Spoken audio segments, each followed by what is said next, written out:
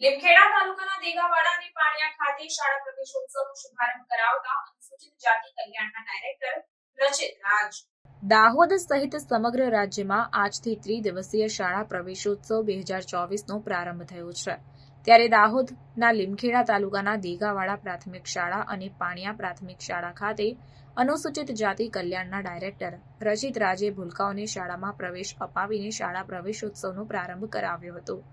રચિત રાજ સહિત મહાનુભાવોએ દીપ પ્રાગટ્ય કરી શાળા પ્રવેશોત્સવ કાર્યક્રમને ખુલ્લો મૂક્યો હતો.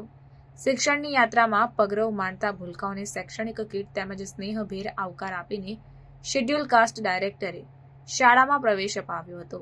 શાળાના તેજસ્વી વિદ્યાર્થીઓનું સન્માન કરીને રચિત રાજે જીવનમાં ખૂબ પ્રગતિ કરો તેમ શુભેચ્છાઓ પાઠવી હતી. શાળા પ્રવેશોત્સવ બાદ ડાયરેક્ટરે એસએમસીની બેઠકમાં હાજરી આપીને સ્કૂલમાં જરૂરી તમામ સુવિધાઓ અને ગુણવત્તાયુક્ત શિક્ષણ સહિતની વિગતો મેળવીને માર્ગદર્શન આપ્યું હતું. આ પ્રસંગે પાણિયા પ્રાથમિક શાળા ખાતે કોમ્પ્યુટર લેબને મહાનુભાવોએ વરદ હસ્તે લોકાર્પણ કર્યું હતું. આ પ્રસંગે અનુસૂચિત જાતિના ડેપ્યુટી ડાયરેક્ટર વિરલ વસાવા, સરપંચો, બીઆરસી, સીઆરસી, મયંક પટેલ સહિત ગ્રામજનો અને શાળાના શિક્ષકો ઉપસ્થિત રહ્યા હતા.